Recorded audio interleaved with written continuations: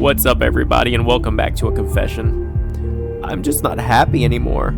I've tried for so long, but after Blockbuster closed its doors, nothing's been the same. All I do is wake up, eat, bitch, complain, wake up, eat, bitch, complain. I don't know what to do anymore. What can make you happy? Ow! What the hell, are games becoming sentient now? Pokemon Snap is back, bitches! I've been staring at this thing for 10 minutes. This just looks like the old Pokemon Snap to me. Pokemon Snap is a timeless classic. The concept of taking an on-rails shooter and turning it into a points-based game of photography was such a creative and oddly fun idea. With Snap being a byproduct of Pokemon Fever in the late 90s, it's no wonder this game has such a die-hard fan base, with fans constantly asking for a follow-up to the cult classic. So with 21 years passing by with no actual way to take pictures of Pokemon in a video game, we finally have our long-awaited upgrade!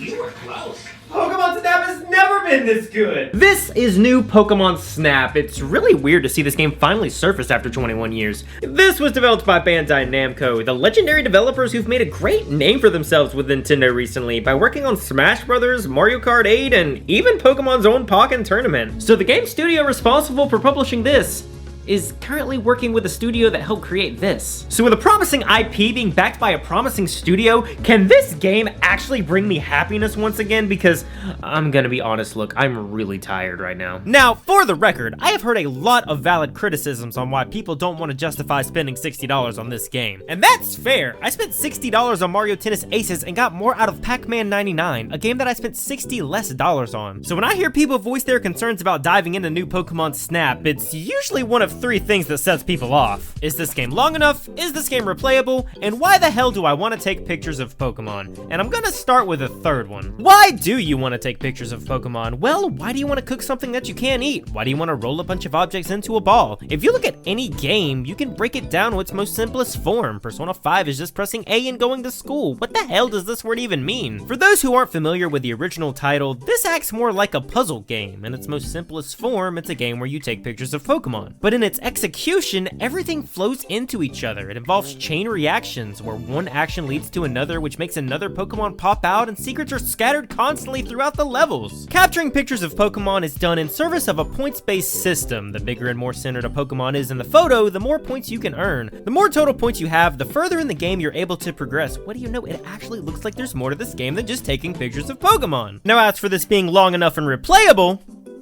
I have over 30 hours into this game, and I still haven't found every Pokemon. I think that answers both questions right there. This game has so much to do. I'm not going to talk about any spoilers or areas that weren't shown off in the trailers, but I will say that as much as this game has to offer, they didn't bring back Growlithe from the original game.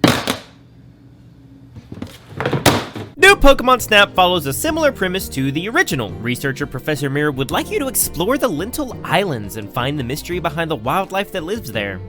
This whole game is just a camera pun. New Pokemon Snap also features voice acting, something that's also never been done before in the Pokemon series. It's actually a lot better than expected. Anytime I get to hear Bernadetta from Fire Emblem Three Houses, I'm not gonna complain. They even brought back Todd, who's aged up alongside those who grew up with the original title. Which really isn't a spoiler because this happens right after the first level in the game, but that does lead to an interesting question, because if this game takes place 20 years in the future, does that mean that Professor Oak is dead? Overall, it's a Pokemon game. The series isn't winning any awards for storytelling anytime soon, but I mean, come on, I know you and I don't care about these cutscenes, but 5-year-olds eat this shit up. Jumping into the gameplay, the Lental region is absolutely stunning. The region feels inhabitable, more like a fleshed out ecosystem that the original game just didn't have the hardware to achieve, unfortunately. The original is great, but Pokemon were more isolated along the path. You'd have a handful of Pokemon that showed up multiple times, but they couldn't put hundreds of Pokemon in a single level. New Pokemon Snap, though, has Pokemon everywhere. I was actually trying to find moments where I could turn my camera and not see a Pokemon, which was very few and far between. There's also far more interactions between species. They didn't just add new Pokemon for the sake of making the game bigger, but each one can interact with multiple different species, really bringing out the feeling of this being an active ecosystem. I love that most of your nocturnal Pokemon are still visible during the day, and vice versa. Even if they're not in the same spot, most of them are still wandering around the area somewhere. You just have to put in a little effort to find them. This is complemented extremely well by the introduction of research levels. Each stage has a cumulative score that once you've gained enough points, new areas of the levels open up with more and more Pokemon appearing in different poses. The game explains that as the more you explore, the more Pokemon trust you and come out of their habitat, which doesn't really work out in real life. What the hell are you doing?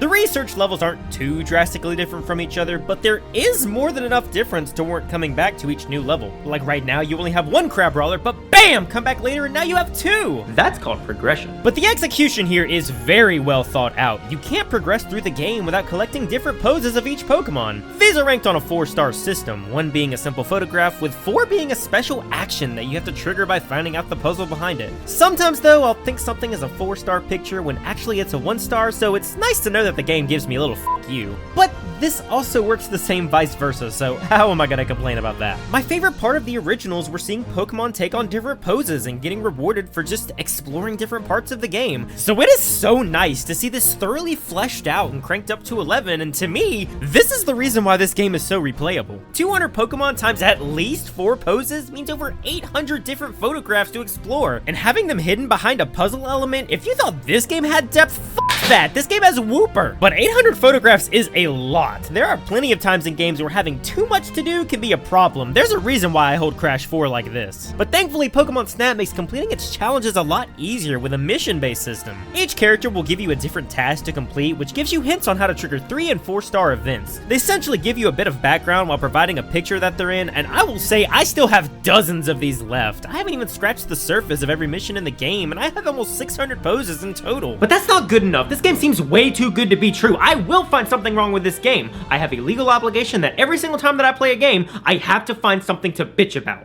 So Mudkip is unfortunately missing from the base game, which is a little disappointing, but it does have Swampert hidden in a level. I may have overreacted just a bit. I could see people wanting more Pokemon to be featured, but 200 plus Pokemon is more than enough. I've played this game over 30 hours again, and like I said, I still have hundreds more poses to find. But I gotta be honest, I don't have any game-breaking complaints about new Pokemon Snap. I mean, I could ask for more items to interact with, seeing as if we only have 4 items like in the original game, but this is stretched so far on a creative scale that I really don't know how they managed to pull this off. Illumina Orbs, I will admit, is a weird concept. I'm sure they did this because the idea of throwing toxic balls at Pokemon isn't something that fits the new child-friendly brand, but I'd be lying if I said I didn't miss it. Yeah, I started playing the new Pokemon Snap, but throwing poisonous balls at Pokemon just wasn't for me. Oh, so what are you playing now? Oh, I started Honey Pop. Illumina levels, without a doubt, though, are the weakest part of the game. They take the idea of Pokemon Cloud from the original, where you have to capture a picture of Mew, spoiler alert for a 22-year-old game, but just like the original, these levels are pretty much one and done. I really wish they fleshed it out a little bit more, as here they just seem like a mechanic to break up the gameplay. I've seen some complaints regarding the music of the game, but I don't have any problems with it here. The music takes a backseat to sound effects and gameplay, but that makes perfect sense. This is the only time we actually get to see Pokemon in their natural habitats, so I'll gladly have the music be filler while I pay attention to the environment. Do me a favor, next time you're getting your Pokemon checked by Professor Mirror, just put on Oak's theme from the original in the background. If you haven't, I promise it makes the game so much better. Pokemon evolutions are absent from Pokemon Snap, and I will be completely honest, I did not notice this until about halfway through the game. As much as I would have loved to chuck a Charmeleon into boiling lava to get that cool shot of Charizard, there is so much to do here that it is barely even noticeable. You have loading screens. Yeah, you better get used to seeing these a lot. For everything they take away, they add so many new mechanics. I'm not kidding. I was genuinely shocked at how much they were able to pack in here. Alternating routes, complete course scores. For a game about taking pictures, this game does not skimp out on providing an infinitely replayable experience that you will barely scratch the surface of in a single playthrough. But then we get to the online, and I'm not gonna lie, it's actually not that bad. It's no surprise that Nintendo's online still feels like that, but I don't really see many problems with this online. There's not really much application for it. It's mainly used to keep track of scoreboards, but you can see your friends' photographs and stats once they're uploaded. There's this pretty neat mechanic where if you haven't seen a Pokemon or pose, the game warns you that the photograph you're about to see is a spoiler, so thank you, Bandai. Sadly though, there is no messaging system that I could find between friends, and I could sit here and complain, but this is Nintendo, come on, I'm preaching to the choir here. But with this being the 21st century, you can't have a camera-based game without having Photoshop. That's pretty much half the fun in photography. It's only natural that in a generation where photo modes in games are becoming more and more prevalent that a game completely based around photography would follow suit. I think it's pretty well done. I really like how stickers give the game more of a postcard feel, and it feels genuine when added in your scrapbook and adventure logs. Like, come on, this kind of aesthetic is the reason I play Nintendo games in the first place. It could be a little more fleshed out, but you gotta think, for many kids, this is going to be the first Pokemon game they play with their parents, so I'm not asking for something as in-depth as Sony's first-party titles. But if it were up to me, I would have added a bit more here and there, primarily more options for filters, and I think a scrapbooking mode would be really beneficial here. New Pokemon Snap genuinely surprised me. I expected the game to be good, seeing as if it was headed by Bandai Namco, but I didn't expect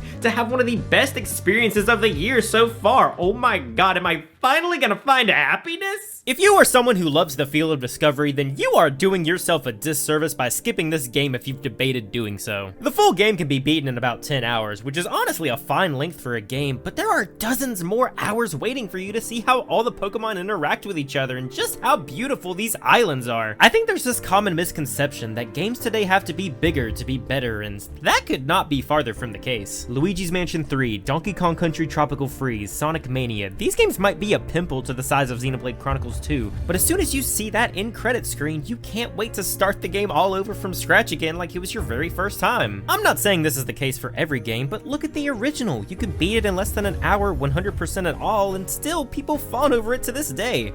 And I think people are going to do the same with new Pokemon Snap. There's just so much to do here. I find myself going back to each area and constantly trying to outdo each of my scores, and I honestly wouldn't mind starting this whole game over again. I've said it in the past that the most fun part of a new Pokemon game is discovering the new Pokemon, and even though we know every Pokemon here, I still felt like a 10-year-old kid on a Saturday morning playing the original for the first time. Is that a Piplup? I really need to go see a therapist.